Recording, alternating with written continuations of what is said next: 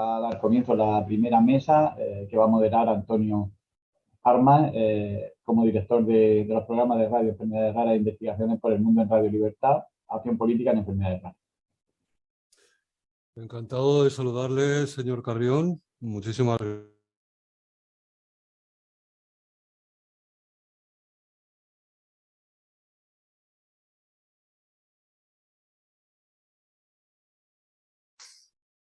No sé si se me estaba así. Ahora creo que se me está escuchando. Bueno, estaba diciéndole que una vez más Iberoamérica vuelve a dar un salto cualitativo y genera un 9º encuentro iberoamericano sobre enfermedades raras, que ni más ni menos que aglutina a 17 países y, como ha dicho Juan antes, van a participar 36 profesionales en 7 mesas en 2 días y un comité organizador de 18 personas. Creo que eso realmente es verdaderamente sorprendente. Antes estaba comentando Juan que esto es un encuentro y les voy a pedir un favor. Les voy a pedir que durante este encuentro dejen el móvil al lado, que dejen de estar cuchicheando, que se centren, que cojan un papel, una agenda, que cojan un boli, que cada una de las ponencias de las que van ustedes a participar y van a poder escuchar va a ser una oportunidad para poder aprender, que formulen preguntas, pero no preguntas a nivel personal, porque muchas de ellas no van a poder ser respondidas, sino preguntas sobre la ponencia que se está dando. La verdad es que es una enorme posibilidad para que todos podamos aprender. Les recibo con una planta detrás. Y alguno dirá, pues vaya chuchurría de planta. Pues sí, efectivamente, pero es cierto que es un homenaje, un tributo a Hispanoamérica, porque ustedes son la naturaleza en la más amplia amplitud de lo salvaje. Vamos a tener la fortuna de contar con 7 ponentes, 5 hombres y 2 mujeres. Me gustaría, si es posible, que se fueran encendiendo las pantallas para saludarles.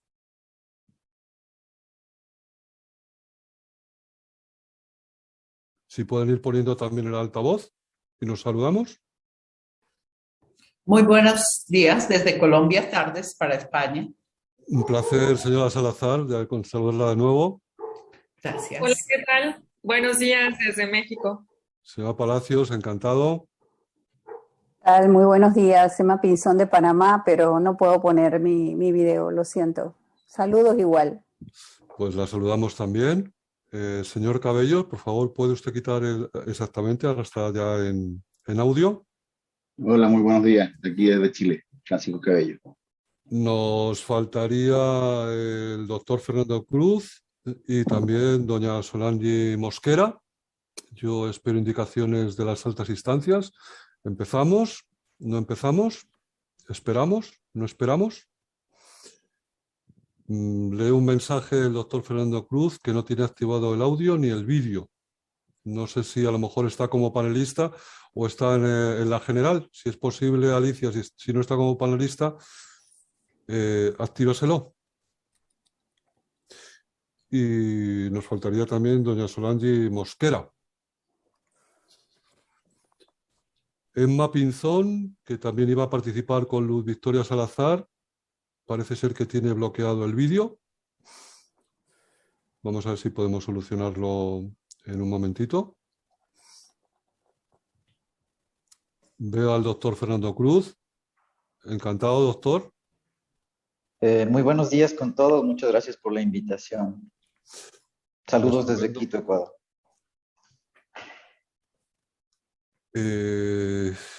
Muy buenas tardes con todos. Saludos desde Carla Perú. Ruiz, perfecto, tenemos, y nos faltaría Solange, pero que en principio no la vemos en pantalla. Quizás para cumplir el horario de las próximas mesas, porque si vamos aglutinando minutos luego va a ser un poco complicado para ellos. Si les parece, como estamos prácticamente todos, y no estoy viendo, sí, me están dando la indicación de que comencemos. Bueno, como les he dicho, van a participar 7 profesionales, 5 mujeres y 2 hombres, concretamente de 5 países, y tengo un saludo de cada uno de esos países para que se los invitamos a todas las personas que nos están escuchando. En primer lugar, nos saluda el excelentísimo señor presidente de la República del Perú, don Pedro Castilla Terrones. Es un saludo que, independientemente de que estén ustedes de acuerdo o no, es un saludo institucional. todo el país de Perú saluda a los otros 16 países para dar la bienvenida a su primera ponente. Su primera ponente es doña Carla Ruiz de Castilla. Ella es directora de Sperantra, es máster en Economía y Administración de la Universidad La Sapienza de Roma, y Carla es experta en advocacy en salud. Nos hablará sobre la adherencia de países latinoamericanos a la resolución de Naciones Unidas. Voy a hacer una presentación de todos los ponentes y luego cada uno de ustedes hará la suya individualmente, tal como me han indicado.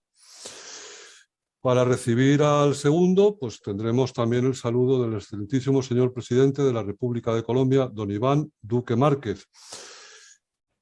Nuestra invitada de Colombia son dos personas, es doña Luz Victoria Salazar y doña Emma Pinzón, ambas del Observatorio VER de Colombia, y nos hablarán precisamente sobre el Observatorio VER, una propuesta regional.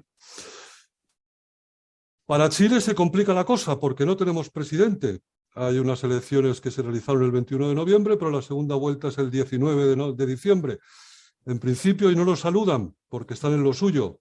A la izquierda, don Gabriel Boric, y a la derecha, don José Antonio Kast. Uno de los dos será el próximo presidente de Chile. Para recibir a nuestra siguiente invitada, pues lo hacemos a través del presidente de la República de México, el excelentísimo señor don Andrés Manuel López Obrador. Volveremos a tener una colombiana, pero no voy a sacar al presidente de Colombia, que le gusta mucho la cámara. Seguimos con otro presidente. Y para terminar tenemos al presidente de Ecuador, al señor presidente de la República de Ecuador, don Guillermo Lasso. Pero sí me gustaría decir una cosa, que todos los saludos están estupendos, pero creo que estas personas necesitan mucho más que saludos. Lo que se necesitan son acciones concretas. Y para eso tenemos a estas personas que van a empezar a darnos sus ponencias. Con esto les dejo todo para ustedes. Doña Carla Ruiz de Castilla, cuando usted quiera. Muy buenos días, Antonio. Encantada de estar esta mañana por Latinoamérica y esta tarde con ustedes, según el país donde nos encontremos. Es realmente un honor estar aquí y poder exponer un poco acerca de cómo nos ha ido en Latinoamérica en cuanto a la resolución de Naciones Unidas. Espero ahí que me ayuden con la ponencia. Sí. El 9º Encuentro Iberoamericano es realmente una plataforma en la cual todos nosotros podemos aprender de las buenas prácticas. No sé si ya se ve, me confirma Antonio si ya se ve la presentación, por favor. Sí. Siguiente, por favor.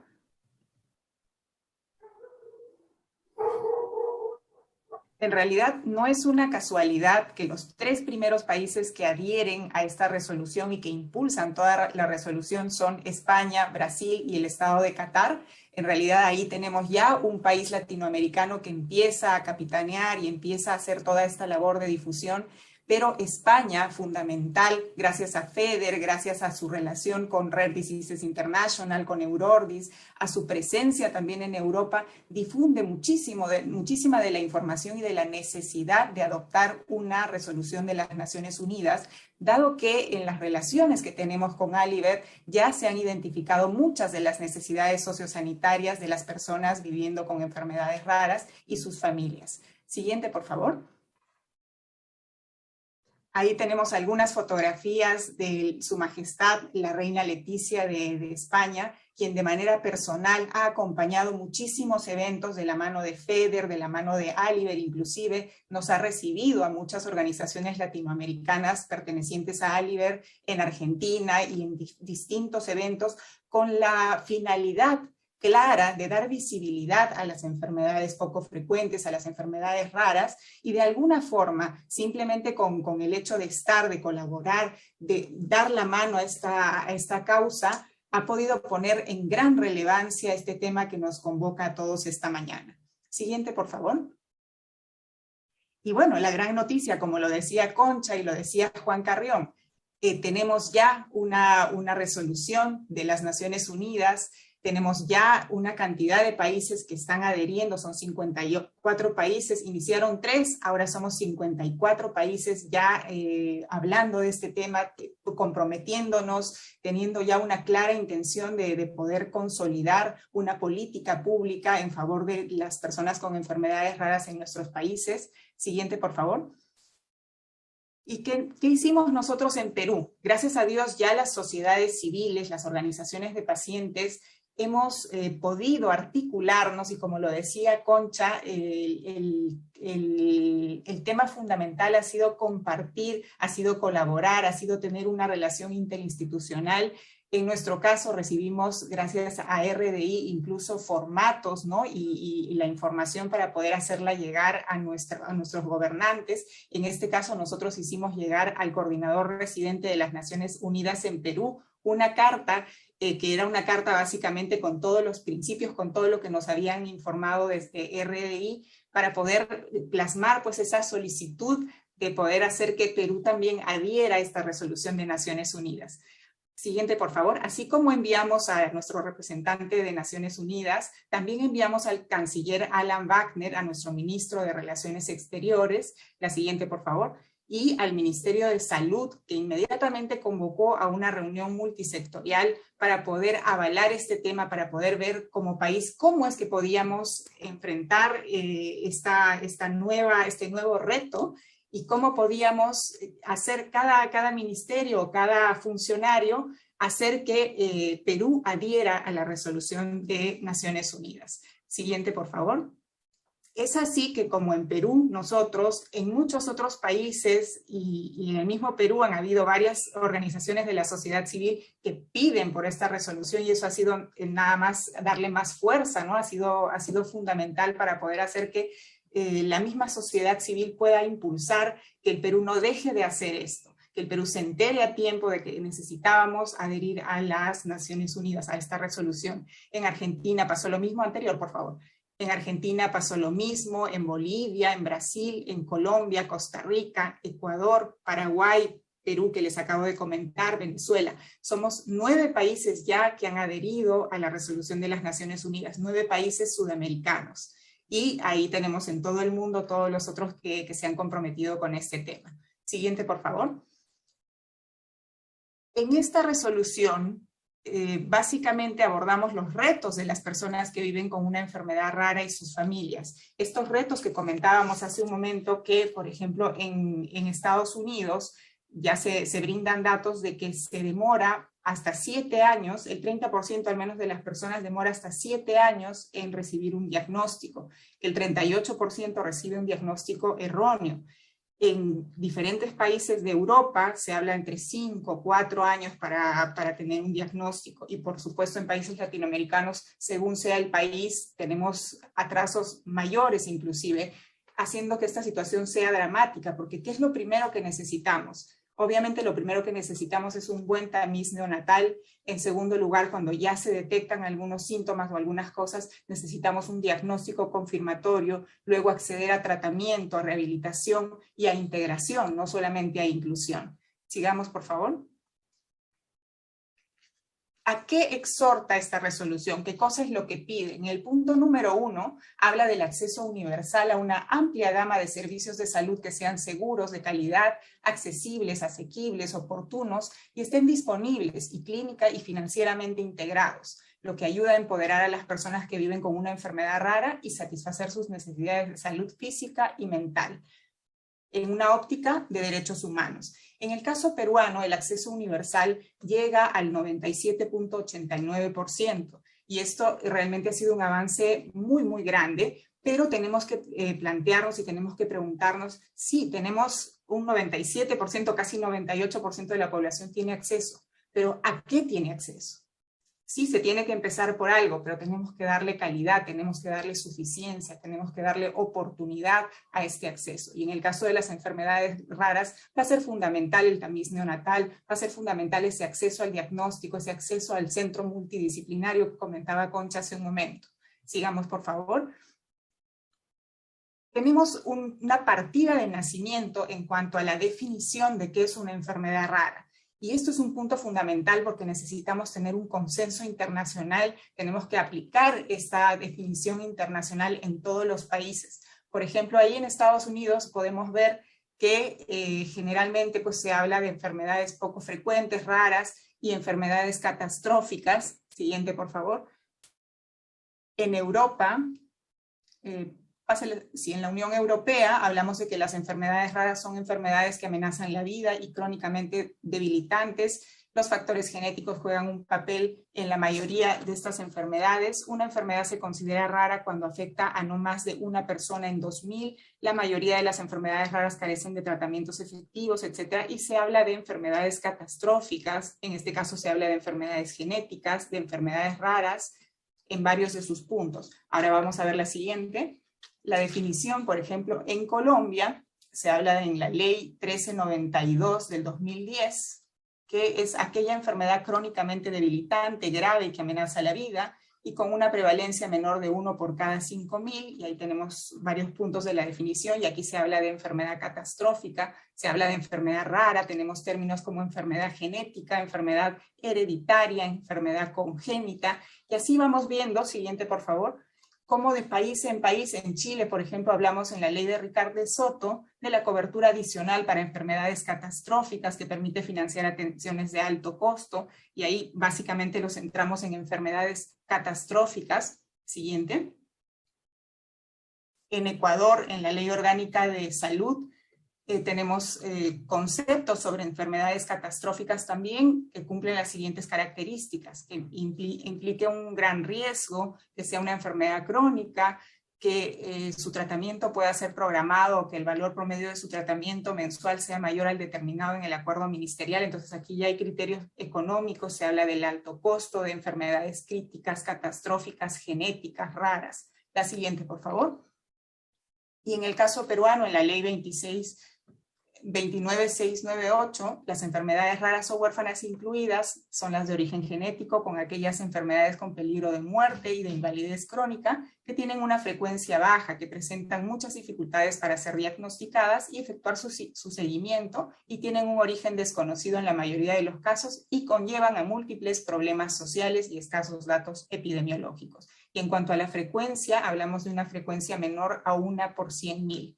Entonces, en algunos casos hemos visto cómo es 1 en 2.000, 1 en 2.500, y acá en Perú 1 en 100.000. Se habla de enfermedades genéticas, catastróficas, raras. En Perú también se manejan términos como el alto costo. Sigamos, por favor. Sin tener un contexto, lo que va a resultar de todas estas definiciones es que vamos a tener una cantidad de pacientes protegidos, una cantidad de pacientes olvidados, una cantidad de pacientes a los que se define que tienen una enfermedad rara, y criterios como por ejemplo el tema de huérfano, ¿no? De que no se ocupan por alguna situación, pues no estamos pudiendo acudir o pudiendo brindar a estos pacientes alguna atención. Siguiente, por favor. En el caso peruano, por ejemplo, otro de los puntos del cual habla la resolución es que se aliente a los Estados miembros a que adopten estrategias, planes de acción y a tener legislación. Por supuesto que los países que tienen una ley específica para atender a las personas con enfermedades raras y que viabiliza esta ley y que le otorga un financiamiento adecuado, van a tener un mejor avance, un mejor acceso que los países que no tienen. No todos los países en la región cuentan con una ley. En el caso peruano sí tenemos una ley, la ley 29698 que había mencionado antes, del 2011, que demora muchos años en ser reglamentada y que aún ahora todavía tiene temas pendientes para poder ser viabilizada y empezar a brindar acceso a los pacientes. Siguiente, por favor.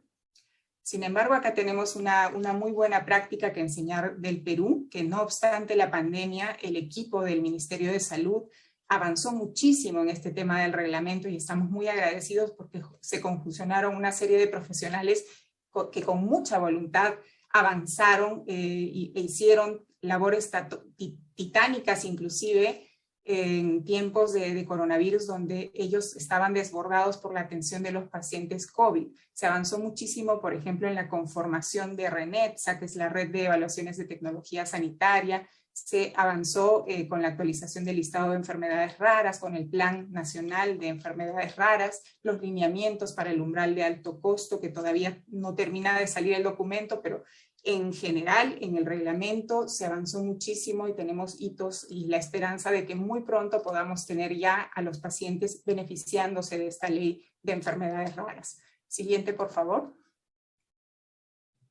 Otro de los puntos de la resolución es que se alienta a los Estados miembros a que aborden las causas profundas en todas las formas de discriminación contra las personas que viven con una enfermedad rara, que se concientice, que se difunda acerca de estos temas. Siguiente, por favor. Siguiente. Entonces tenemos en este caso que por desigualdades socioeconómicas, por grupos etarios, por el quintil de bienestar, por el área donde las personas residen, por la región natural, por la raza, a veces por el empleo, algunos pocos van a poder acceder rápidamente a los servicios de salud y algunos otros van a tener un acceso a los servicios de salud que no va a ser el mismo. Y esto va a depender muchas veces de los subsistemas de salud, muchas veces de si está empleado o no el familiar y de algunos temas. Entonces, en la óptica de una ley, en realidad el espíritu de la ley debería abarcar a que se luche contra, que se puedan tratar las enfermedades raras y que no importa en qué subsistema y que no haya ninguna discriminación para que los pacientes tengan un diagnóstico, un tratamiento, una rehabilitación. Entonces, finalmente, estamos hablando de acceso a médicos, acceso a medicinas, acceso a diagnóstico en primer lugar, por supuesto, pero que esto no sea un impedimento para que todos puedan tener finalmente la atención necesaria. Siguiente, por favor.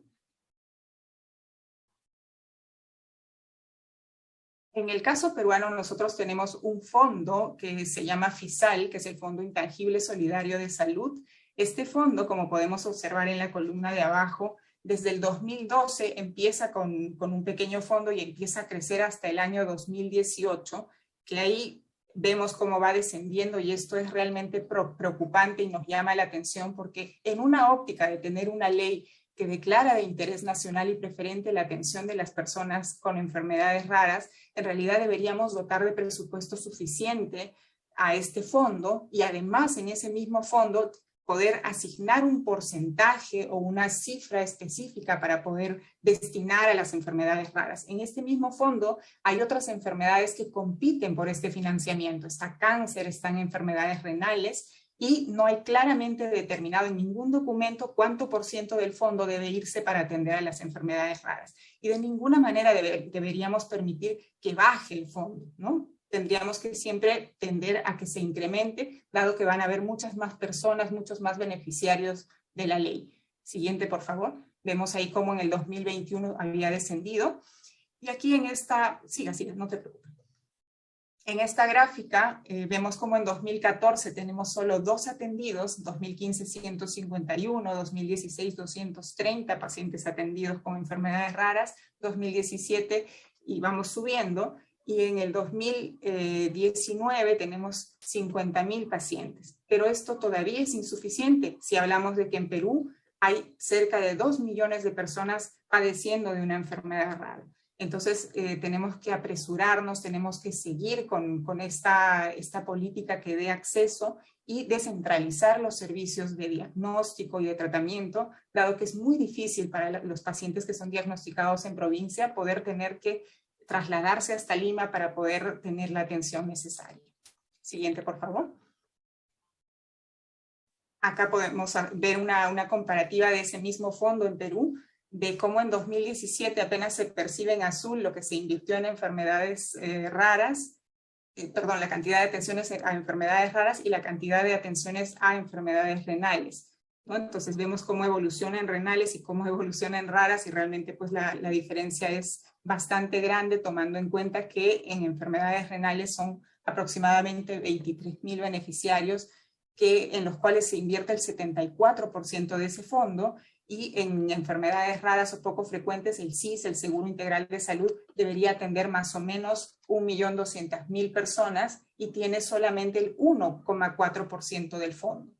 Vemos la urgencia de asignarle presupuesto, vemos la urgencia de poder tener una política clara para poder ayudar a los pacientes con enfermedades raras, y todo esto a raíz de los compromisos que Perú adquiere en las Naciones Unidas, va a tener un mayor realce, va a tener una mayor posibilidad de cumplirse. Siguiente, por favor. En Perú tenemos los programas presupuestales, y ahí vemos que son 10 programas presupuestales.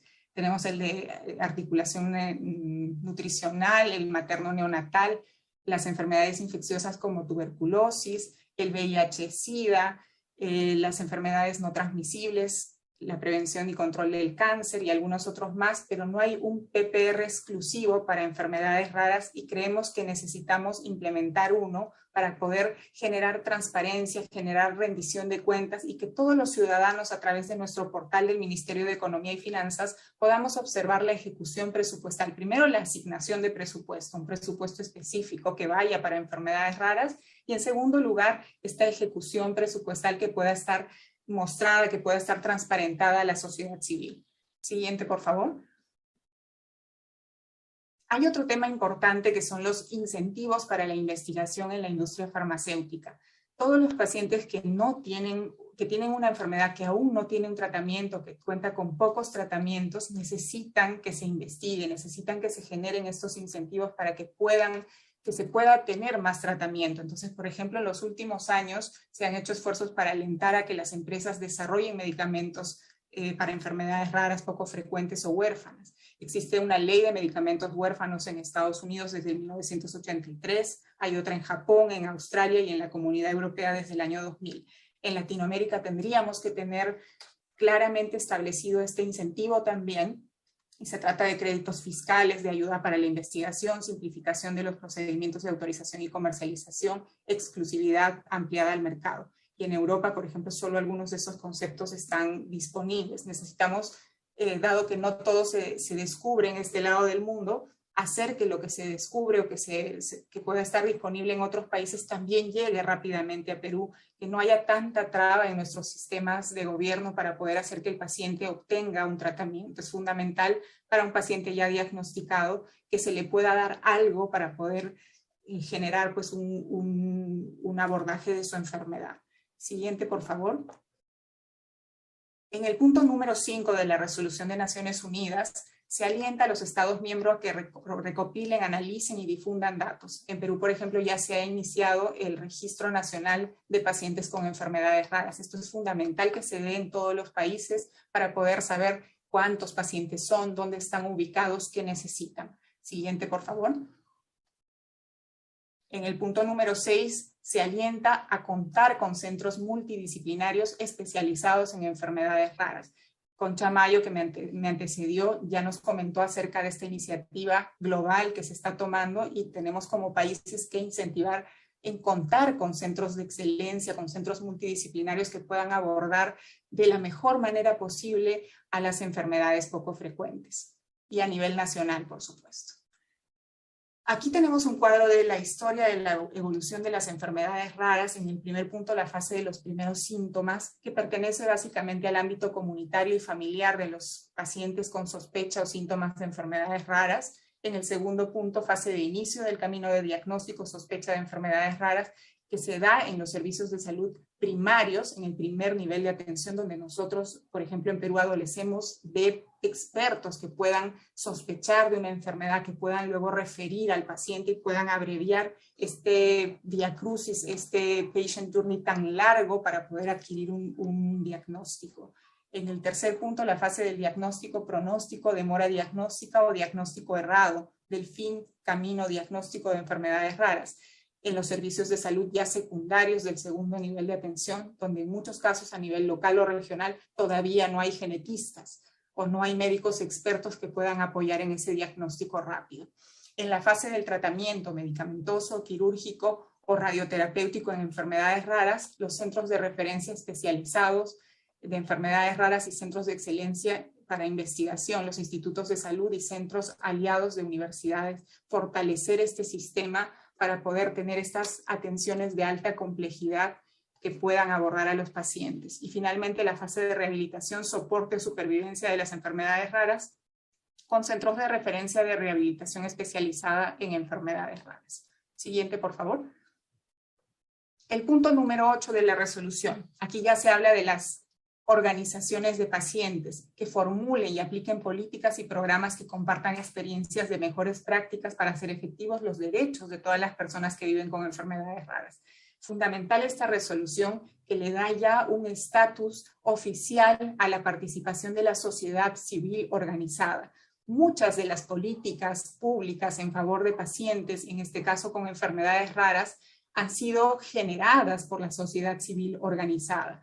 Son quienes promueven las leyes, la normativa, hablan con el gobierno, elevan la voz de los pacientes de una forma organizada para poder hallar esas posibles soluciones, esas posibles mejoras para los pacientes. Entonces aquí ya se habla de que los Estados miembros a través de las organizaciones puedan ya tener un estatus oficial, ¿no? Que se incluya, por ejemplo, la participación ciudadana, la participación de la sociedad civil organizada en esta construcción de políticas públicas.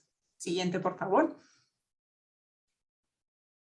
En este caso, por ejemplo, podemos ver que en el caso peruano son aproximadamente 1.250.000 personas con enfermedades raras que se debieran atender a través del fondo que les he comentado, que es el FISAL de nuestro seguro subsidiado. Vemos aquí al lado derecho la evolución de las atenciones y los atendidos y vemos como prácticamente de nada en 2014, 2 pacientes y menos, pasamos al 2020 a atender 50.000 pacientes. Pero tenemos 1.250.000 pacientes que atender. Entonces necesitamos actuar rápido, necesitamos dotar de presupuesto suficiente, dotar de infraestructura suficiente, de profesionales suficientes y sobre todo de acceso a tratamiento a los pacientes, acceso a rehabilitación. Como lo decían algunos ponentes, lo decía Concha, esto no es un abordaje simplemente sanitario. Tenemos que abordar también desde el punto de integración social, tenemos que dotar de igualdad de oportunidades para el trabajo, para la educación, según sea el caso, a toda la población que necesita esta ayuda. Entonces no es solamente coordinar con nuestros ministerios de salud, sino van a ser trabajos multisectoriales para poder lograr que se cumplan los objetivos del desarrollo del milenio. Siguiente, por favor. Carla. Finalmente, Antonio. Cosa, por favor. Carla, ¿me oye? Sí. Tenemos que ajustarnos a 15 minutos cada uno. Vale. Está extendiéndose muchísimo. Los demás ponentes tienen sus actividades. Tenemos que ir cerrando con 15 minutos. Por favor, se lo agradecería. De acuerdo. Entonces, aquí hay una más que habla del derecho a la educación. Seguimos la siguiente, por favor. Pase a la siguiente. Siguiente. El siguiente paso, entonces, es la anterior. El siguiente paso es la adopción formal de la resolución por parte de la Asamblea General de las Naciones Unidas en su próxima sesión en diciembre del 2021, donde estarán en el Pleno 193 países. Hoy somos 54 países que hemos adherido. Necesitamos que todos los países puedan adherir a esta resolución, que va a ser importante para darle reconocimiento y visibilidad al desarrollo de las acciones, para tener acciones nacionales, para tener colaboración internacional, contribuir a los objetivos de desarrollo sostenible y no dejar a nadie atrás. Siguiente, por favor. En términos de igualdad y de equidad, nada más quisiera decir que estamos hablando mucho de inclusión y tenemos que empezar a pensar no solo en inclusión, sino en integración de las personas con enfermedades raras y sus familias, dotándoles de oportunidades no solo de acceder a salud, sino de acceder a otros temas como la educación, como el trabajo digno y poder insertarse a las actividades productivas. Siguiente, por favor. Yo me despido. Ahí les dejo un correo electrónico. Muy emocionada de haber podido colaborar en Perú con la adopción de Perú en esta resolución de las Naciones Unidas. Muchísimas gracias.